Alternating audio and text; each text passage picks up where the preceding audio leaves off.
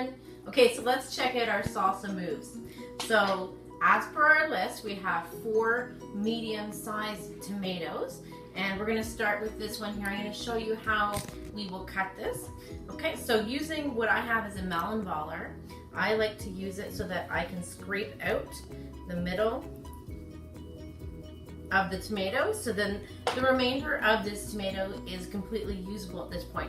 If you don't have a melon baller, that's fine. You can just use a knife and carve around the inside. Okay, so here's how I typically cut up my tomato. Okay, slice it into small. In the end, we want to have bite-sized pieces. Okay.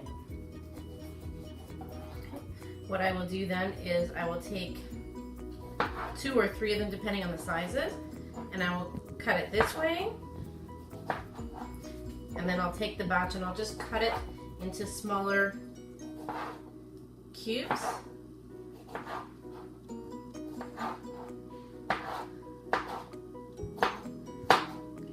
And so you have pieces that look something like this. I'll just repeat this process until I finish all 4 tomatoes. Now what we're going to use is we're going to use our green onions. We're going to add those to it. My recommendation is to use 3 of them, but it really depends on how much onion you like. Because remember, we are adding other onion. A lot of this is to do with the color. So what I've done is I've taken these pieces, I've chopped off the top, I've chopped off the bottom to where I felt it looked healthy, and now we're ready to cut these up and add them to our recipe. Okay. So what I do is I line them up, okay, and you cut them fairly thin,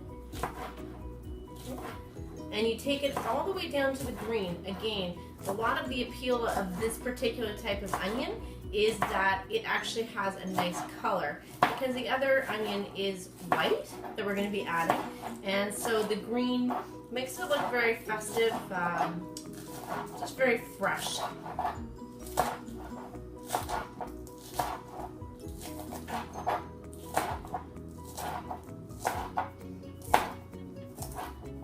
Okay. So again, these are, smaller type pieces, and we're going to add this in with the tomato. Okay, so now we're ready for the big onion here. What I've done is I've just taken off, because this is already a fairly small onion, like as far as onions go. I'm just going to slice off by the size, and I'm going to use the whole piece. A lot of times when you get the big white onions, I'll often use half of it. Again, it depends on your taste. So I've got both of these chopped off. I just take the side here and I peel off the outer skin. Right with this here. Okay.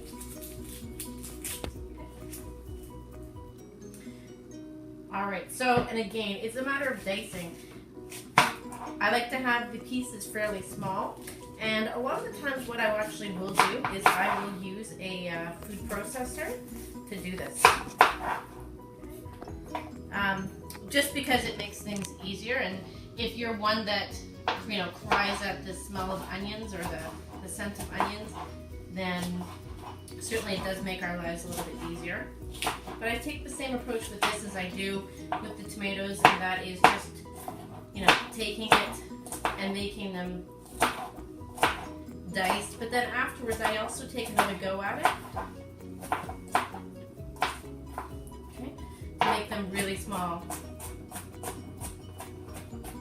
Okay, and I'll continue this until I've completed the onion. Okay, so now we're going to get a jalapenos. Now, I've just used the jar stuff. I'm happy with that because for me, I like a little bit of spice, but not too much spice. For more of an authentic salsa, my recommendation is to follow the directions within our online session to help you choose the right type of jalapeno for you. But in the meantime, again, these salsa, the salsa that I make, I'm very happy with the jarred jalapenos. Another recommendation is you can get canned chilies, and you get those at your grocery store in the Mexican section. And again, they're even a milder version. So I'm just going to take my jalapenos, okay, because they're pickled, they mush up quite easily, and that's all we need to do for them.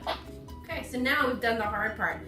Now here's the easy part. So you take olive oil. This is just half a tablespoon, so I'm going to have to add 2 because we're looking for a total of 1 tablespoon. So overall, really, when you think about it, this is a really, really healthy salsa when you're only looking at adding a tablespoon full of oil. Okay, so 1 tablespoon of oil. We're going to add 1 teaspoon of salt.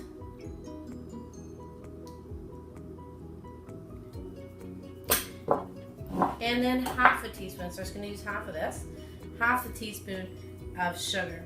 At that point in time, the only thing remaining to do is to stir it around and put it in our fridge for refrigeration. So here, my friends, is my bowl of salsa. I hope that you enjoy this. In fact, I have a friend who is living in France for a short period of time who actually sent me an email recently to say, can I have that recipe? I didn't have it with me.